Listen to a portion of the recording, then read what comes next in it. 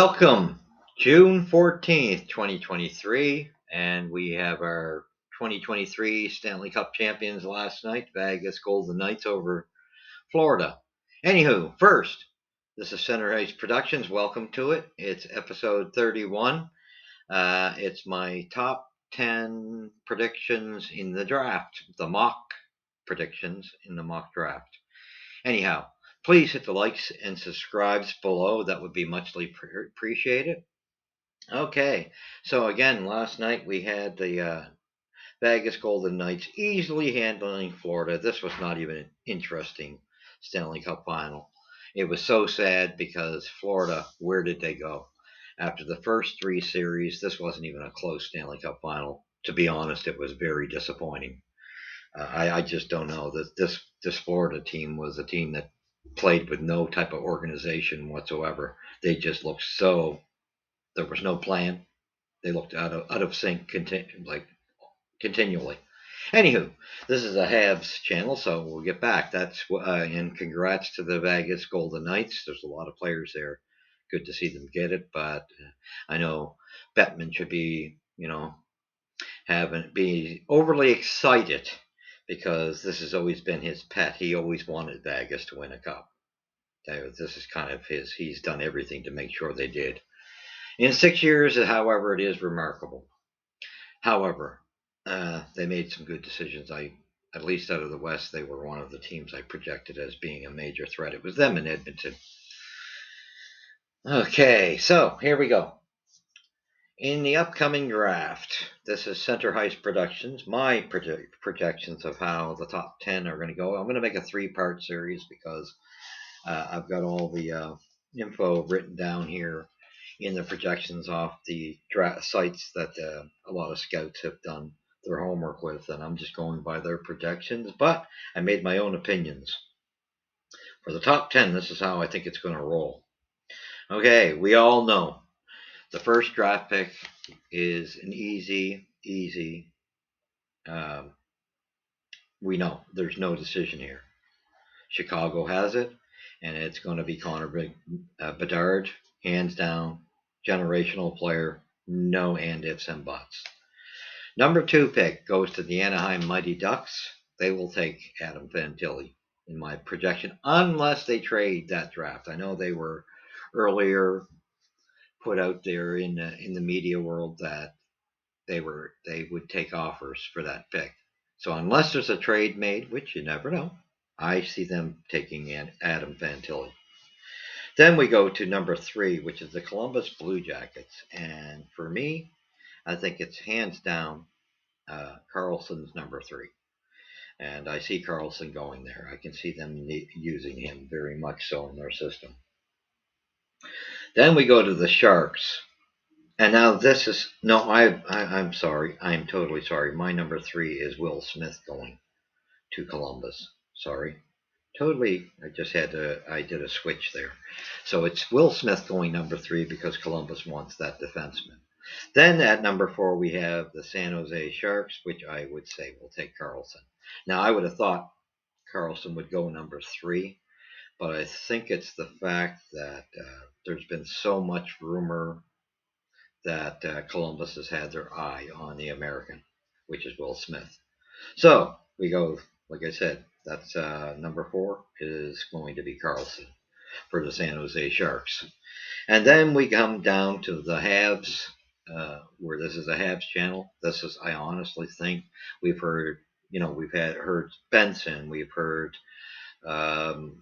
Dvorsky, we've heard Will Smith, we've heard Leonard. In all of these, that's been the main 4 guys that have been projected in their rumorville from what the insiders say. So I say they are going to avoid. Unfortunately, this disturbs me a lot because I don't know how you pass up any of those 5 teams. Well, other than Bedard, the other 4 teams, how you pass up on Michnikov is beyond me. And in my projection, I honestly think Carlson's ahead of Fantilli, but it's not the way it's going to go.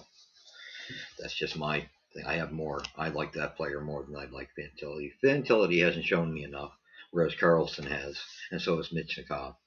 Michnikov, I think, is your number two. That's who should go second, but he won't. And the Habs are going to pass on him. That's what I got a bad feeling. I've said this all along. Yes, I wanted Michnikov and Carlson. Those were my two players that I've been watching for quite some time, and that's who I wanted.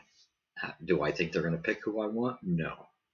I absolutely think there's too much risk in it. They will do their homework, but I got a feeling the more recent news is that because they screwed up, Mark Bergevin screwed up on taking Kachuk, as we all know, and Ottawa got him, and he took KK instead, and that was a huge mistake. Nothing against KK, that was Bergevin's mistake in Timmins.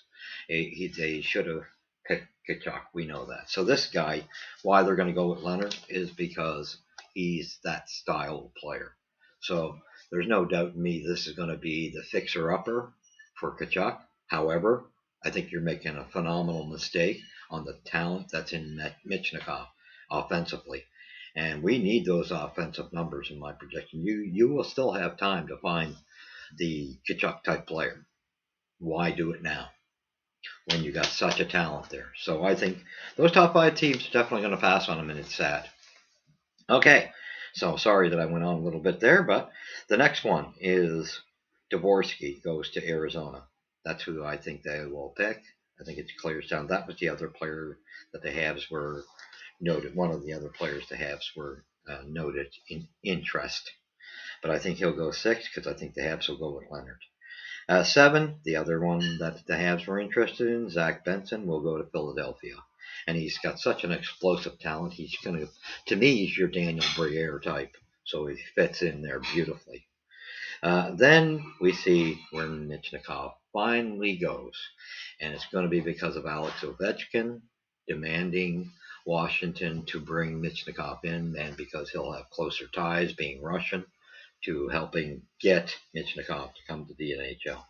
So I project the Washington Capitals do take Michnikov because of Ovechkin. Excuse me. So, number 9, we have Ronbacker going to Detroit. This could be a flip-floppy thing. I could actually see it not so much being him. I just put him there. I wasn't as concerned. I honestly think they might even go with Palika, the guy I got next at number 10.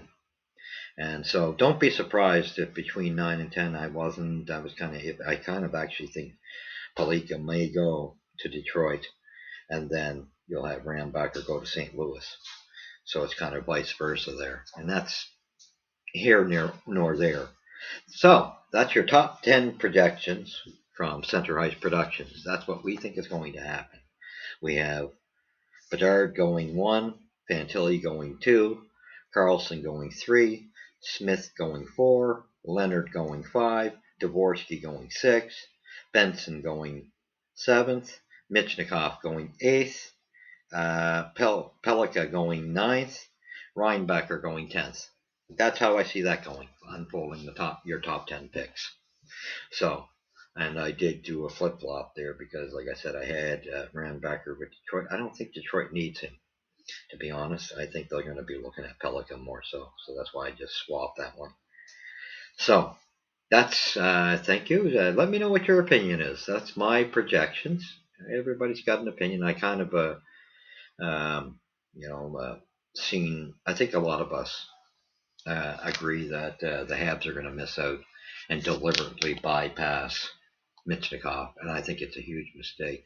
I'd love to see Michnikov actually go earlier, and that would change things, because I'd love to see Carlson slip to our lap.